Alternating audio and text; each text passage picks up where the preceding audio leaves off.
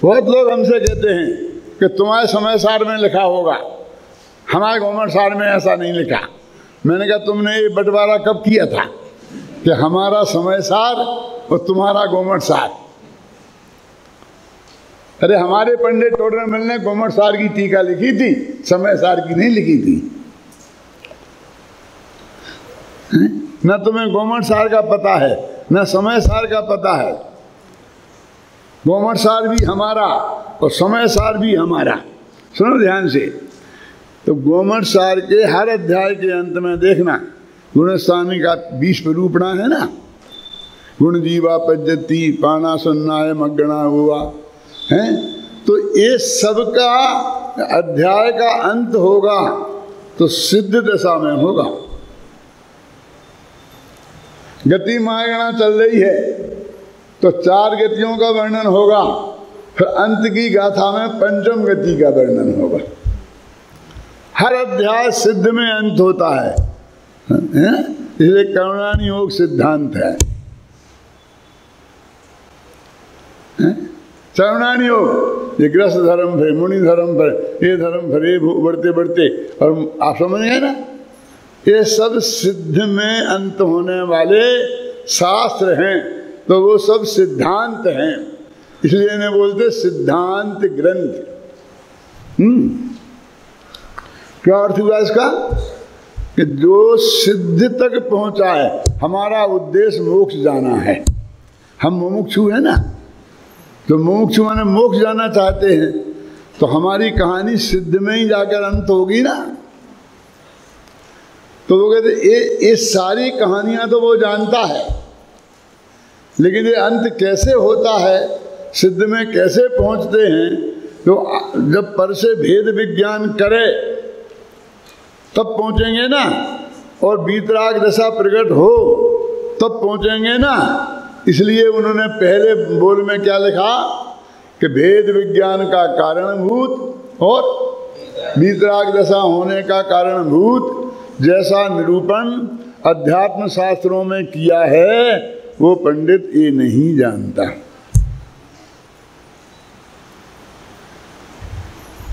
देखो अपने में दोहा प्रसिद्ध है ना, देह जुदा आत्म जुदा यही तत्व को सार, बाकी जो कछु और है याही को विस्तार। शरीर जुदा है और आत्मा जुदा है, बस तत्व की मूल बात इतनी ही है। बाकी जो कछु और है, और जो भी शास्त्रों में वर्णन है वो सब याही को विस्तार, फिर इसी बात को समझाने के लिए विस्तार से कह दिया है। क्या विस्तार से कह दिया है?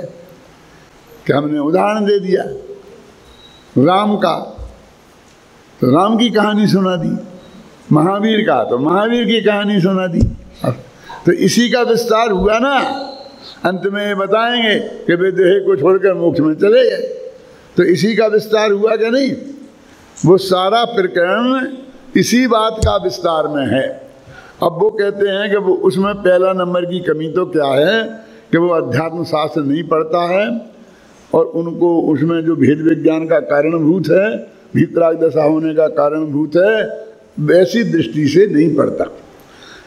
यदि किसी प्रसंग बस उसी प्रकार जानना हो जाए तो शास्त्रानुसार जान लेता है, पर अपने को आप रूप जानकर पर का अंश भी अपने में न मिलाना और अपना अंश भी पर में न मिलाना, ऐसा सच्चा सिद्धांत नहीं करता।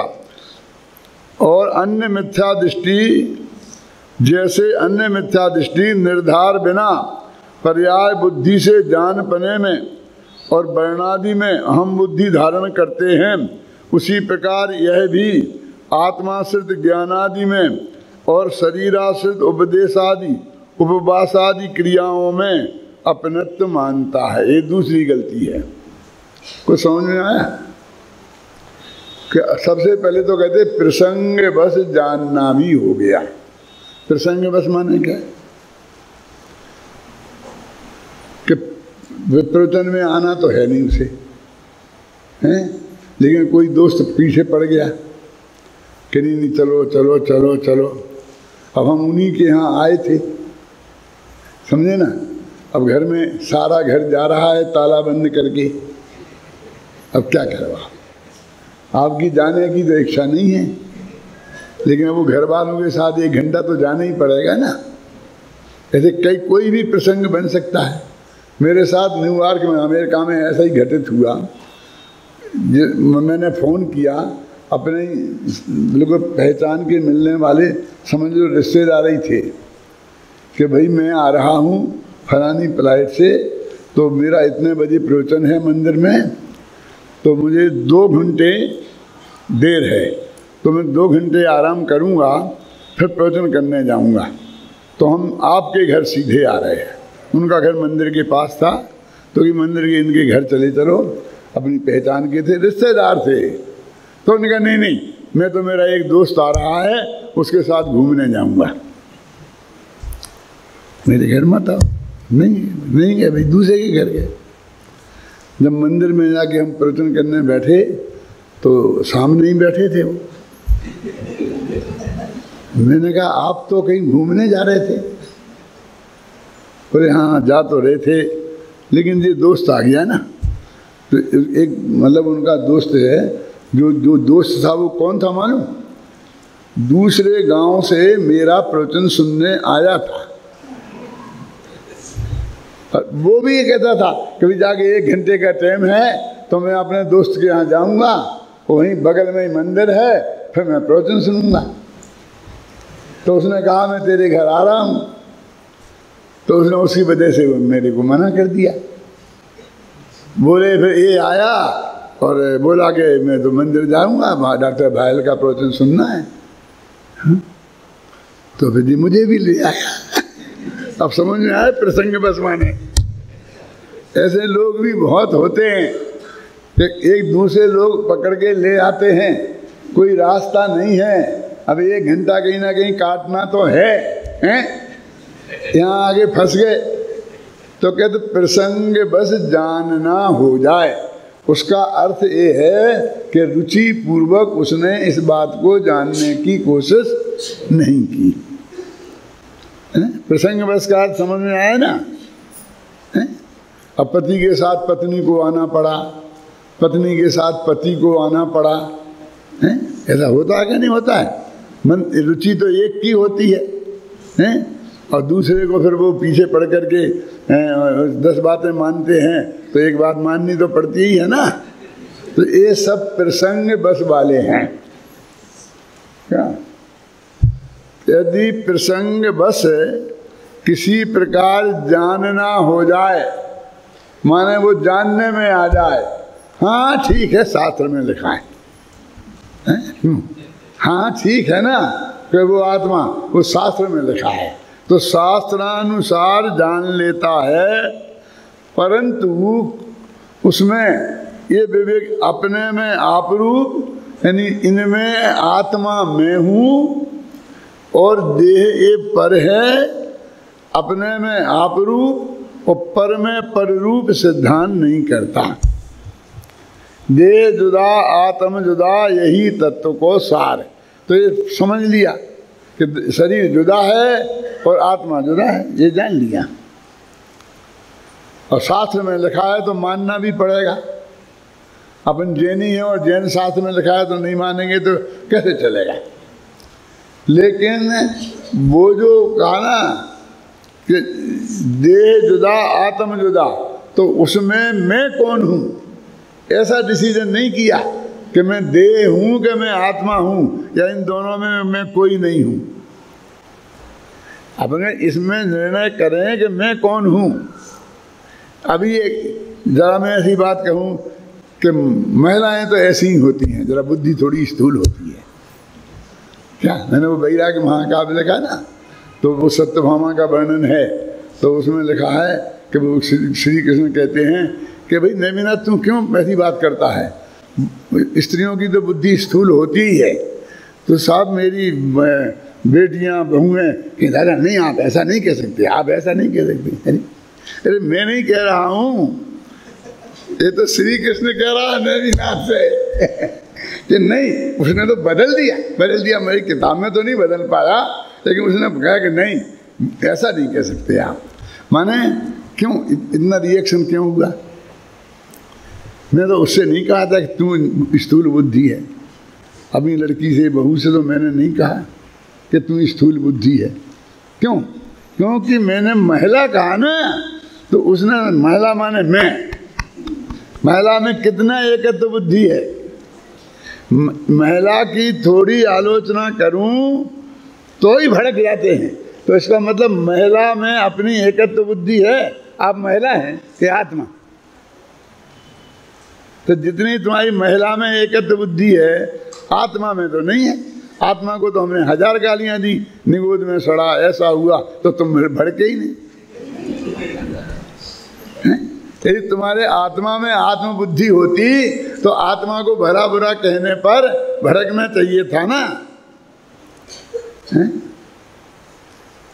देखो हम कितने कहाँ फंस रहे, उलझ रहे हैं। हमको कितना सोच के बोलना पड़ता है। हम ये कहें कि गुजराती लोग कुछ नहीं समझते हैं, पूरे गुजराती भड़क जाते हैं। मैंने उनका गुजराती में जितना अपनापन है उतना आत्मा में नहीं है, समझना।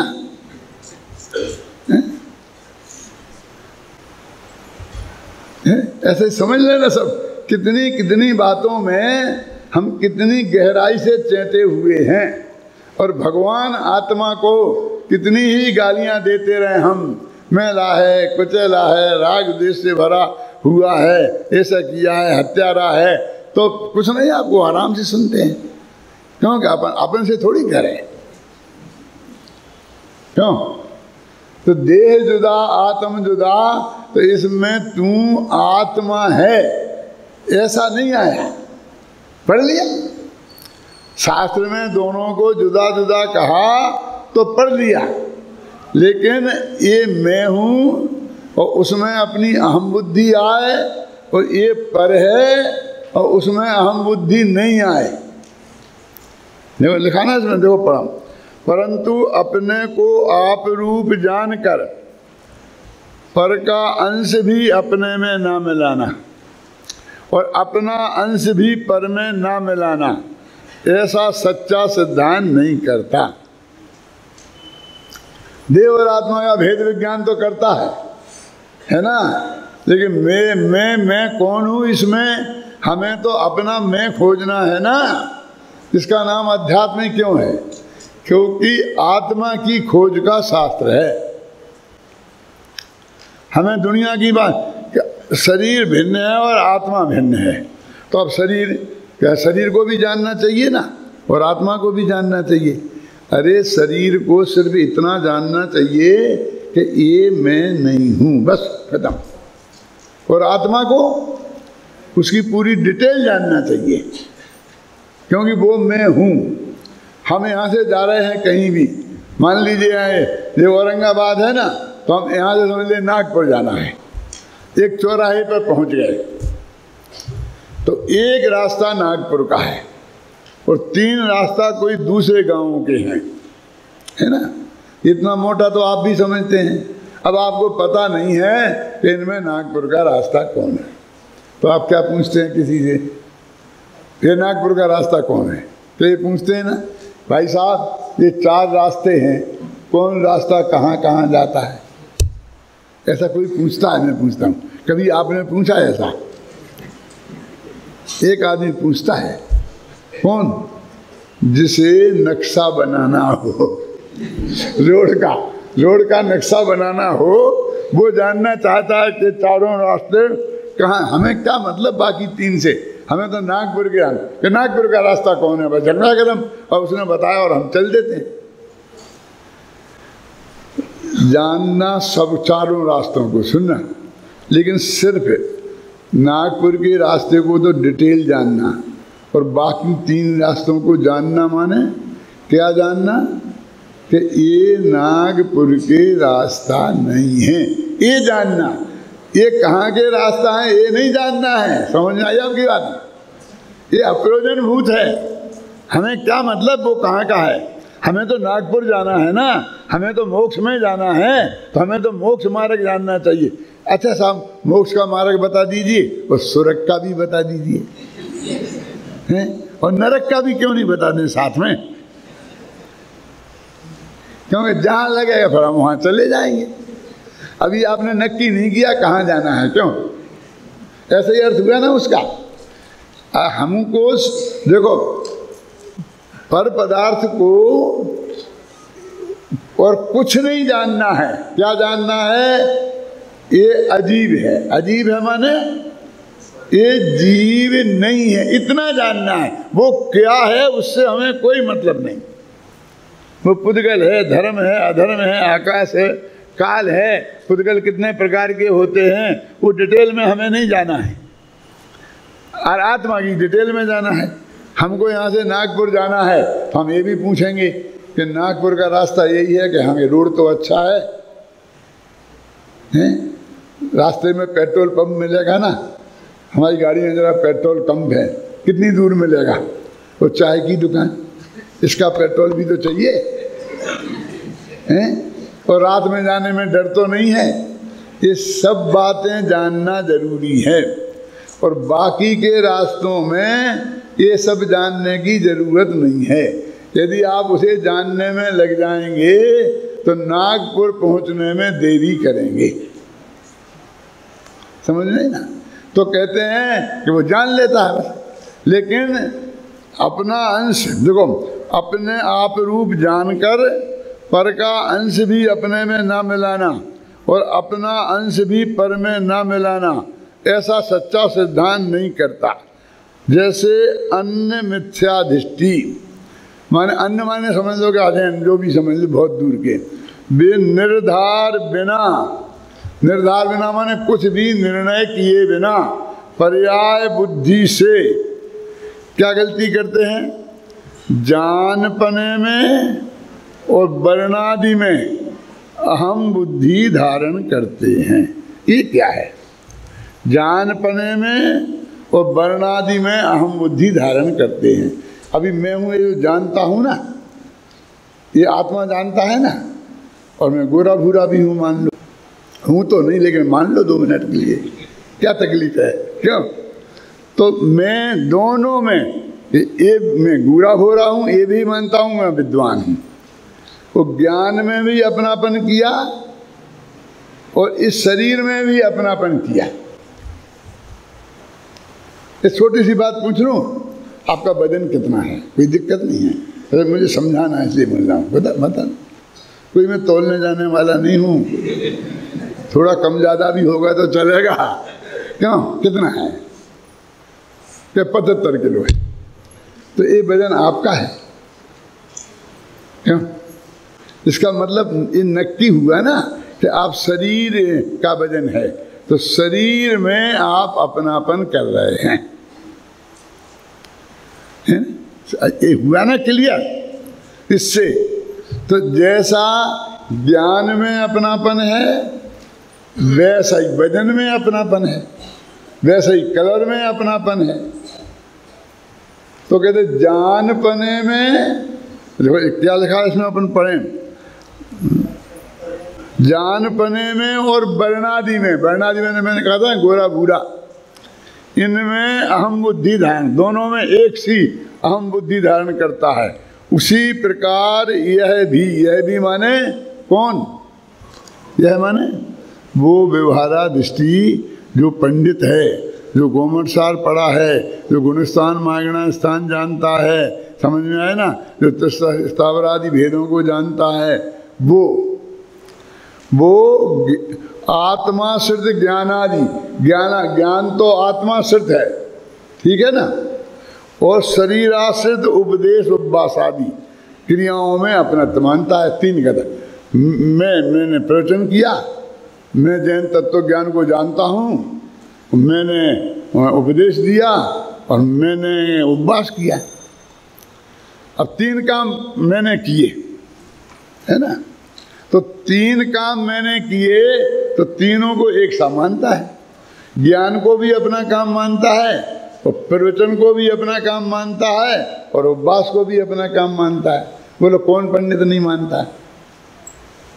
तू तो नहीं मानता होगा ना अच्छे। क्यों? पिताजी को फोन किया तो क्या बोला कि मैं यहाँ प्रवचन करता हूँ और भोजन की व्यवस्था बढ़िया है, ठहर गया हूँ अच्छी तरह से, सब ठीक बताया होगा ना कि मेरा आत्मा ठीक है, ये भी बताया। माने 3 चीजें बताई, हर एक आदमी अपने अपने में लगा लेना। तो इसमें कुछ तो आत्मा का है, तो कहते ज्ञान तो आत्मा का है। तो आत्माश्रित ज्ञान आदि में और शरीराश्रित लिखा ना, उपदेश और उपवास 2 लिखा ना। उपवास भी शरीराश्रित है और उपदेश भी शरीराश्रित है। मैं जो बोल रहा हूँ ना, ये भी भाषा प्रेरणा का काम है। इसमें मेरे बाप का क्या है? कुछ नहीं। आत्मा का कुछ नहीं है। कोई मानने को तैयार है कि ये भाषा प्रेरणा का काम है। तो ये भाषा प्रेरणा के काम को भी मेरा काम मान रहा हूँ। अब मैंने उपवास किया। अब ये तो इस शरीर में कुछ अनाज को ये ट्रांसफ़र करना, जैसे अपन पूजा में इस थाली का माल इस थाली में ट्रांसफ़र करते हैं और भगवान की पूजा हो जाती, क्या करते हो? इतने से चावल इस थाली से इस थाली में धीरे धीरे ओम ह्रीम स्वाहा स्वाहा करके ट्रांसफ़र करते हो। इसमें भगवान का क्या आया? नहीं साहब मुँह से बोलते भी हैं। तो ये भाषा वर्णा का आया, ये आहार वर्णा का आया। और हम उस वक्त जान भी रहे हैं क्या कि हम जिनकी पूजन कर रहे वे अनंत भगवान हैं, विचारघातिया कर्मों से रहित हैं, सर्वज्ञता के धनी हैं, तो हम वो भी जान रहे। तो 3 काम हो रहे हैं ना एक साथ 3 काम हो रहे हैं। कौन कौन से? इस थाली का माल इस थाली में ट्रांसफर हो रहा है, मुंह से शब्द निकल रहे हैं और अपने ज्ञान में किसी के आता हो तो उन शब्दों का भाव ख्याल में आ रहा है, जो हमारे भगवान हैं उनका स्वरूप ख्याल में आ रहा हो तो आना ही चाहिए ना। तो कहते हैं कि अभी ये कोई बात नहीं, जो हो रहा वो ठीक है, लेकिन इनमें ये तीनों काम मैंने किए और तीनों का फल मुझे मिलना चाहिए। क्यों? क्या मतलब? ज्ञान तेरा काम है ना, तो उसका फल तेरे को मिलेगा। तो जानना तो तेरा हुआ ही है ना, जो तूने जाना है। तो तुझे मिला कि नहीं मिला? वो मिल गया। अब तू क्या चाहता है कि जो शब्द निकले इसका भी जो कुछ पुण्य मुण्य मिलेगा मुझे कि नहीं? और जो इस थाली का माल इस थाली में गया उससे कितना पुण्य बनेगा? और वो चावल बहुत बढ़िया क्वालिटी के हैं, बादाम बहुत बढ़िया है, तो ज़्यादा पुण्य बनेगा। क्यों? पुण्य पाप जो बनता है वो काय के हिसाब से बनता है। वो 2 क्रियाएं तो तेरी हैं ही नहीं, तू तो उनका करता है ही नहीं। क्या? कौन कौन सी क्रिया? कि इस थाली का माल उस थाली में गया, उस क्रिया का करता तू नहीं है। मैं जब इंदौर में था ना पहले, तो इंदौर से जयपुर जाने लगा 50 साल पहले, तो मेरे मन में आया कि इंदौर के पास के जो तीर्थ हैं उन तीर्थों की एक दफ़े वंदना कर लें, क्योंकि फिर इधर आने का मौका मिला कि नहीं मिला क्या होगा। तो मैंने सब वो लीलबाग की छुट्टी मुट्टी सब काम 4 संभलवा दिया और फिर 8 दिन रखे तो हम यात्रा पर निकल गए। तो हमारी यात्रा मक्सी जी से ही शुरू हुई। इंदौर के पास सबसे नज़दीक वही तीर्थ है। एक गाड़ी लेके किराए से टैक्सी, और हम निकल गए थे, तो इसलिए सबसे पहले वहाँ पहुँचे तो वहाँ पूजन करने गए। तो जो वहाँ बंधे हुए हैं कि 2 घंटे दिगंबर करेंगे, उसके बाद श्वेतांबर करेंगे। तो हम पूजन कर रहे थे, तो अपना दिगंबर पुजारी आए, जल्दी करो जल्दी करो। क्यों ये जल्दी क्यों करें? वे अभी हाल आ जाएंगे तो आपकी पूजा पूरी हो ही नहीं पाएगी, आधी छूट जाएगी। ऐसा हुआ होगी कोई घटना? मैंने कहा वे तो तब आएंगे, तू तो अभी नहीं करने दे रहा। तू हमें शांति से करने दे, और वे आ जाएंगे, हमें भगा देंगे तो हम भग जाएंगे, कि अधूरी रह जाएगी। हमारी पूरी हुई कब है? हमारी तो पूजा कभी हुई नहीं आज तक। तो क्या कह रहे? पूजा करने खड़े होते हैं, बोलते हैं, और बोलते हैं किसी भी छंद पर उपयोग अटक जाता, तो सोचने लग जाते हैं कि इसका क्या अर्थ है, इसकी क्या गंभीरता है, इसमें क्या कहना चाहते हैं। तब तक साथी जन्म से फलम तक पहुंच जाते हैं। बीच बीच में मुझे परेशान करते हैं, उठा के सामग्री मेरे हाथ में देते हैं, कहते पंडित जी चढ़ा दो। मैं कहते तुम हमें परेशान मत करो, तुम अपनी पूजन कर लो, हमारी जैसी होगी हो जाएगी। क्या ऐसे मैंने एक पूजन आज तक याद नहीं की, पर ऐसे मुझे सब पूजने याद होगी, लेकिन उनकी सबकी मैं गहराई जानता हूँ, पुरानी पूजनों की भी, कि इसमें एक बात में मर्म क्या कहा है। अब असली पूजन क्या कौन है? जो अपने ज्ञान में हो रही है वो है, कि जो इस थाली का माल उस थाली में ट्रांसफर होना वो है, कि हम मुँह से जो शब्द बोल रहे हैं वो है। तुम मैंने कहा अपनी पूजन करो शांति से, और हमारी जैसी होगी होने दो। तुम्हारा फल तुम्हें मिलेगा ना, और हमारा फल हमें मिलेगा। हमें ये सहयोग मत करो। अब वो 3 काम हो रहे हर काम में, है ना। अभी भी आप यहाँ बैठे हो तो 3 काम हो रहे, तो कुछ तो है शरीराश्रित, कुछ है आत्माश्रित। तो हम दोनों को अपने काम मानते हैं, यही लिखा देखो, आत्माश्रित ज्ञान आदि में और शरीराश्रित उपदेश उपवास आदि क्रियाओं में अपनत्व मानता है। तो एक बात तो ठीक है कि ज्ञानाश्रित हैं, आत्मा के आश्रय, उनमें हमने अपनापन माना, लेकिन 2 में गलती हुई। कौन कौन सी में? कि मैं उपदेश देता हूँ और मैं उपवास करता हूँ। अब बोलो, हम लोग सब सोचें, हम उपदेश देते हैं तो ये नहीं मानते कि हम उपदेश देते हैं? सब नहीं मानते कि आप बहुत अच्छा बोलते हो, हम भी मानते हैं हम बहुत अच्छा बोलते हैं। तो ये तेरी क्रिया ही नहीं है, ये तो भाषा प्रेरणा का कार्य है। और उपवास वाले तो पक्का ही मानते हैं, ये थाली का माल पेट में नहीं गया, भाई इतना ही हुआ है, तेरा तूने क्या किया उसमें? तेरे आत्मा ने तो उसे सिर्फ जाना है कि कल खाना खाया था और आज नहीं खाया। क्यों? अब ये आत्मा की बातें लिखी। देखो, पंडित जी कहते हैं पंडित हो गया, लेकिन ऐसी गलती करता है, ये पंडितों की गलतियां बता रहे हैं। आत्माश्रित ज्ञान आदि में और शरीराश्रित उपदेश उपवास आदि में क्रियाओं में अपनत्व मानता है, तथा कभी शास्त्रानुसार सच्ची बात भी बनाता है, परंतु अंतरंग निर्धार रूप श्रद्धा नहीं है। इसलिए जिस प्रकार मत वाला माता को माता भी कहे तो भी सयाना नहीं है, उसी प्रकार इसे सम्यक्ति नहीं कहते। देखो क्या कहते हैं, कभी शास्त्रानुसार सच्ची बात भी बनाता है। भाषा तो देखो,